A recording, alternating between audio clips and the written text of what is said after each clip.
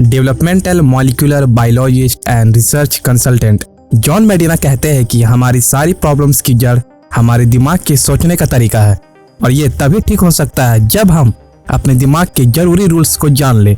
तो इसीलिए उन्होंने हमारे लिए न्यूयॉर्क टाइम्स की best seller book brain rules लिखी है, जिसमें उन्होंने 12 साइंटिफिक रूल्स बताए हैं जिन्हें जान के और फॉलो करके हम अपने पढ़ने की, सीखने की और काम करने की पावर को 34% तक बढ़ा सकते हैं। चाहे आप एक बिजनेसमैन हो या जॉब वर्किंग हो, स्टूडेंट हो या टीचर, ये 12 तरीके आपके परफॉर्मेंस को नेक्स्ट लेवल में ले जाएंगे और डेली लाइफ में आपके लिए चीजें आसान करके आपका लाइफ को और आपकी ब्रेन को पहले से बेहतर और स्मार्ट बनाएंगे। तो आइए जानते हैं वो 12 rules. Rule number 1, brain is a survival organ which evolved with time. हम इंसानों का दिमाग एक सर्वाइवल ऑर्गन है जो समय के साथ इवॉल्व हुआ है। हम इंसानों की इवॉल्व यानी कि विकसित होने के साथ ही हमारे सोचने का तरीका और सर्वाइवल की टेक्निक भी पहले से इवॉल्व और अलग हुई है। चाहे हम इस वर्ल्ड में सबसे ताकतवर ना हो, लेकिन हमने वक्त के साथ सबसे ज्यादा स्ट्रॉन्गेस्ट ब्रेन डेवलपमेंट किया है और यही हमारे सर्वाइवल का भी रीजन है। चाहे वो हमारे हिस्ट्री हो या हमारा आज, हमारा एक्शन को एनालाइज करना और जिंदा रहने के लिए दूसरे इंसानों के साथ कोऑपरेट करना ही हमारे हजारों सालों से सर्वाइवल स्ट्रैटेजी रही है, ताकि हमें सर्वाइव करने की मदद मिले और जिंदा रहने के लिए कि हम अपने जीन्स को आगे भी बढ़ा सके। और अगर हमारा इन्वायरमेंट, आसपास के लोग सपोर्ट करते हैं तो हमारी प्रोडक्टिविटी और क्रिएटिविटी भी बूस्ट होती है। लेकिन हमारे यही रिलेशन, कनेक्शंस और अंडरस्टैंडिंग दूसरे लोगों के साथ सही ना हो तो वो ग्रुप और इन्वायरमेंट हमारे ब्रेन और लाइफ दोनों को बेकार बना देता है और यही चीज हमारे वक्त से पहले डेथ का भी रीजन बन सकती है। तो सिर्फ स्ट्रॉन्गेस्ट ब्रेन सर्वाइव करते हैं, ना कि strongest bodies. Rule number 2, exercise boost our brain power. Exercise करना हमारे ब्रेन की पावर को बढ़ाता है। रिसर्चर्स ने 2 तरह की पॉपुलेशन में एक स्टडी की जो एक दूसरे से अलग लाइफ स्टाइल जीते थे। ग्रुप ए में वो लोग थे जो रोजाना फिजिकल एक्सरसाइज करते थे और हाईली एक्टिव रहते थे, और वही दूसरी तरफ ग्रुप बी में वो लोग थे जो कोई भी फिजिकल एक्सरसाइज और एक्टिविटी नहीं करते थे। तो रिसर्चर्स ने पाया कि ग्रुप ए कॉग्निटिव स्कोर ज्यादा था ग्रुप बी के मुकाबले। वैसे तो हमारे ब्रेन रोज 19 किलोमीटर चलने के लिए बना है, लेकिन हम हफ्ते में 2 से 3 दिन फिजिकल एक्टिविटी करें तो हम अपने दिमाग की एनर्जी को बढ़ा के सोचने और सीखने की पावर को बढ़ा सकते हैं, क्योंकि एक्सरसाइज ब्रेन में ब्लड पहुंचाती है और फिर वही ब्लड एनर्जी ग्लूकोज की मदद से ब्रेन में टॉक्सिक सेल्स को खत्म करती है, ताकि ऑक्सीजन का फ्लो हमारे ब्रेन से ब्रेन ब्लॉक और थिंकिंग ब्लॉक क्लियर कर सके। साथ ही ब्रेन में ज्यादा न्यूरॉन पहुंच सके और न्यूरॉन्स हमारी क्रिएटिविटी और मेंटल शार्पनेस को बढ़ा सके। Rule number 3, sleep well, think well. अच्छी नींद हमारी सोच को सही और प्रोडक्टिव बनाती है। प्रॉपर स्लीप न मिलने के कारण ब्रेन हमारे फोकस करने की power, brain functions, memory, mood और इवन लॉजिकल थिंकिंग को भी वक्त के साथ डैमेज करता जाता है।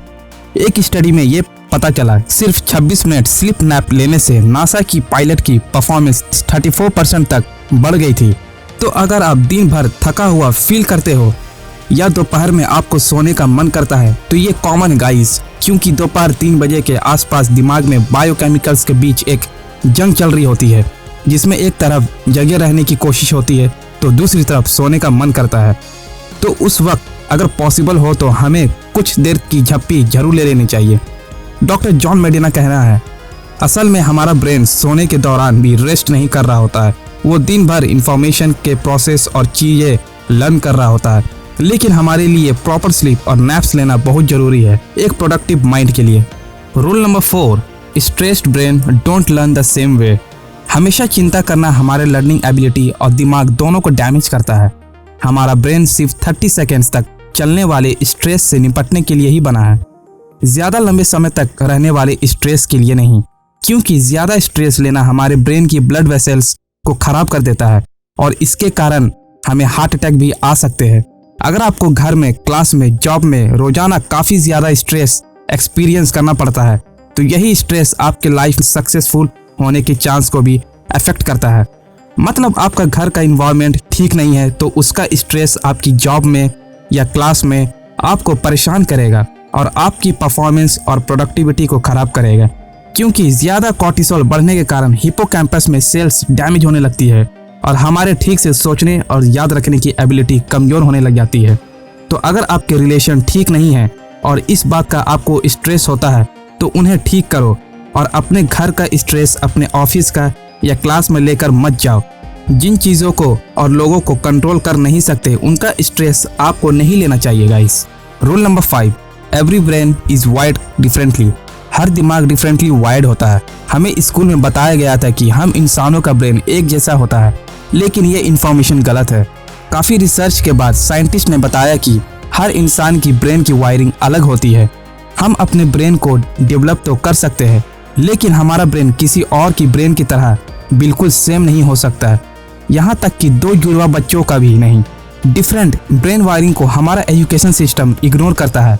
ग्रेड सिस्टम के थ्रू जहां हमारा इंटेलिजेंस को हमारे टेस्ट और एग्जाम्स के मार्क्स और परसेंटेज से नापा जाता है, जबकि हर स्टूडेंट्स का ब्रेन डिफरेंटली वायर्ड होता है, जिस वजह से business like Amazon world wide करोड़ों लोगों की इंफॉर्मेशन और इंटरेस्ट जान के सक्सेसफुल कंपनी बनी है। तभी अगर हम सिर्फ एक बार किसी प्रोडक्ट को अमेजॉन और दूसरे साइट्स में सिर्फ देखते हैं तो फिर वो प्रोडक्ट हमारे सारे सोशल मीडिया प्लेटफॉर्म में हमें दिखाई जाती है।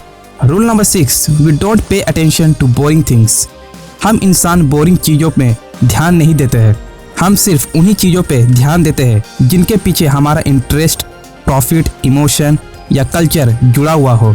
इस बात से फ़र्क नहीं पड़ता कि आप कौन हो।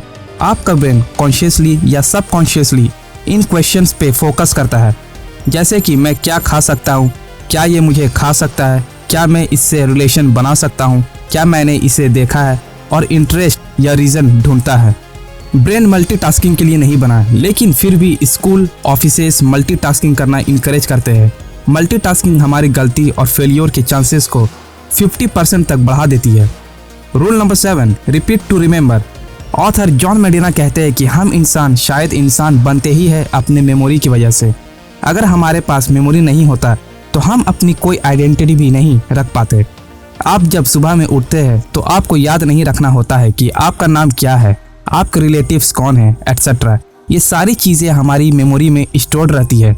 इंस्टेंट एक्सेस के लिए हम इंसानों के पास 2 तरह की मेमोरीज होती है, short term and long term memory. Research में देखा गया है कि यूजुअली जो 90% इंफॉर्मेशन जो क्लास में सीखते हैं वो 30 डेज के अंदर भूल जाते हैं। जॉन मेडिना हमें बहुत इंटरेस्टिंग प्रोसेस के बारे में बताते हैं। जब हम कोई भी नई इंफॉर्मेशन सीखते हैं, जब कोई नई इंफॉर्मेशन बाहर से आती है, हमारा दिमाग उसको इनकोड करने लगता है, मतलब अपने सेंस से डेटा ले करके उसको इलेक्ट्रिकल सिग्नल में कन्वर्ट करता है।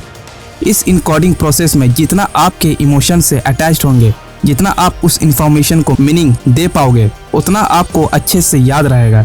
ज़्यादातर नई इंफॉर्मेशन आपको शॉर्ट टर्म में स्टोर रहती है।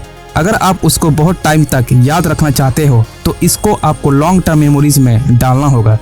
रिसर्चर्स के हिसाब से अब तक का सबसे सटीक तरीका है स्पेस रेपिटेशन, जहाँ पर अगर आपने आज नया कुछ सीखा तो आप उसको कल पढ़ेंगे, फिर 2 दिन, फिर 4 दिन, फिर 8 दिन एंड सो ऑन। इससे मेमोरी शॉर्ट टर्म में लॉन्ग टर्म बन जाती है। जैसे कि आप सब जानते हो guys, practice makes a mind perfect. Rule number 8, our senses work together so it is important to stimulate them. हमारे सभी सेंसेस एक साथ काम करते हैं तो हमें उन सभी को पूरी तरह से यूज करना चाहिए।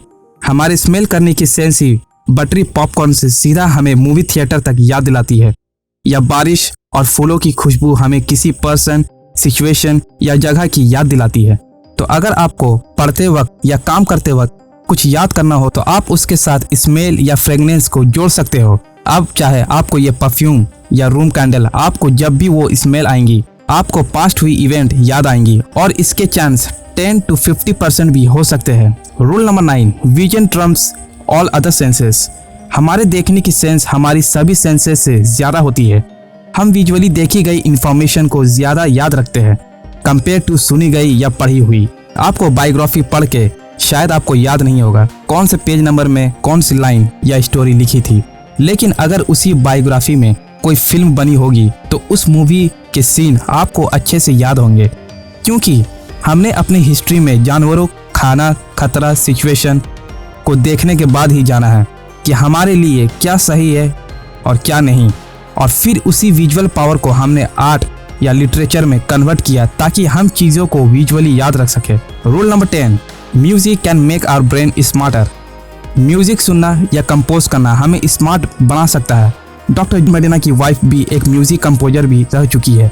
उन जैसे काफ़ी म्यूजिशियन को ऑब्जर्व और स्टडी करके ऑथर ने जानी कि हमारी म्यूजिक टेस्ट हमारी पर्सनालिटी को शो करती है। म्यूजिक हमारी मेमोरी स्किल्स और शार्प भी कर सकता है। म्यूजिक कंपोज करना हमारी रीडिंग एबिलिटी, मैथ्स और इमोशन इंटेलिजेंस को बढ़ा सकता है और म्यूजिक सुनना हमारे मूड और वोकैबुलरी को इम्प्रूव कर सकता है। Rule number 11, male and female brains are different.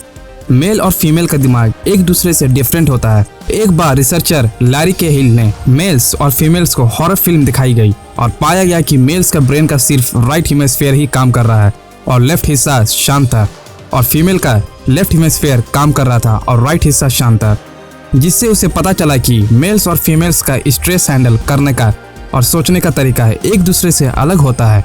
और ऐसे ही काफ़ी केस स्टडीज करने के बाद मेंटल हेल्थ प्रोफेशनलिस्ट को पता चला कि फीमेल मेल्स से ज़्यादा डिप्रेस्ड होती है और नर्वस हो जाती है, और प्यूबर्टी के दौरान वो काफ़ी एंजाइटी फील करती है, और वहीं लड़के प्यूबर्टी के दौरान ज़्यादा एंटी सोशल हो जाते हैं। मेल्स और फीमेल्स का इमोशन हैंडल करने का तरीका भी काफ़ी डिफरेंट होता है। रूल नंबर 12, हम इंसान पावरफुल एंड नेचुरल एक्सप्लोरर है और हमें हमेशा नया एक्सप्लोर करने का डिज़ायर हमें कभी अकेला नहीं छोड़ता। लेकिन हम ज़्यादातर ऑफिसेस फंसे रहते हैं, जबकि हम ह्यूमंस नई चीज़ें एक्सप्लोर करने की और सीखने के लिए ही बने हैं। हम बचपन में ही कितने क्यूरियस होते हैं और हर एक चीज़ को तोड़ के या खोल के उसके बारे में जानना होता था। लेकिन यही चीज़ उम्र बढ़ने के साथ कम हो जाती है। गूगल अपने एम्प्लॉयज़ को एटलीस्ट 20% टाइम देता है एक्सप्लोर करने के लिए, और यही एक्सप्लोरेशन ने जीमेल और गूगल ने न्यूज़ आइडिया को इन्वेंट करा। तो हमें भी बच्चों की तरह ही एक्सप्लोर करना चाहिए और ट्राई करते रहना चाहिए ग्रेट आइडियाज़ और ब्रेन डेवलपमेंट के लिए। So my dear friends, I hope आप सबको ये वीडियो अच्छी लगी होगी। अगर आप सबको इस वीडियो से कुछ नया सीखने को मिला है तो आप मेरे इस चैनल को सब्सक्राइब करें और लाइक और शेयर जरूर करें। Thank you and God bless you all.